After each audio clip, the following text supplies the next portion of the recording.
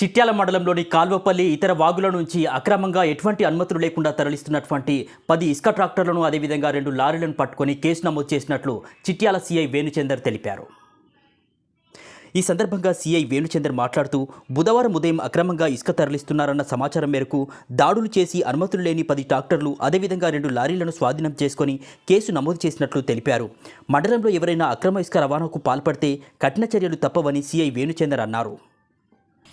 చిట్యాల మండలంలో తెల్లవారుజామున అక్రమంగా ట్రాక్టర్లపైన ఇసుక వెళుతుందనే సమాచారంపై మా ఎస్ఐతో పాటు మా సిబ్బంది నవీను, ప్రశాంత్, లింగన్న మరియు హెడ్ కానిస్టేబుల్ అందరు కలిసి ఒక టీమ్గా 2 టీమ్గా ఏర్పడి 2 వైపులా ఏది జడ్లపేట ఒక రూట్ వైపు, శాంతినగర్ 2 వైపులా టీమ్ వేసి తయారు చేసి పంపడం జరిగింది.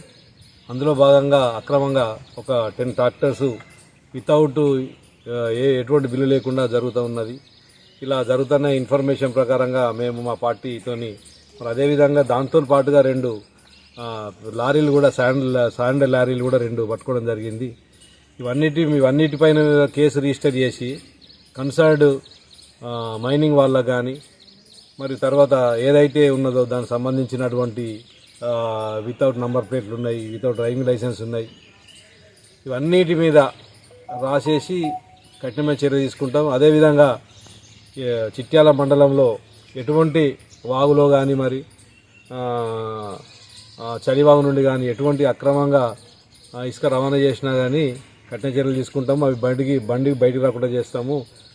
దానికి సంబంధించిన సస్పెక్ట్ షీట్లు కూడా ఓపెన్ చేస్తాం. మరి దయచేసి గ్రామ ప్రజలు గమనించాలి. అనవసరంగా ఇష్టం ఉన్నట్టు అక్రమంగా ఇసుక తరలిస్తే కఠినమైన చర్యలు తీసుకుంటాము.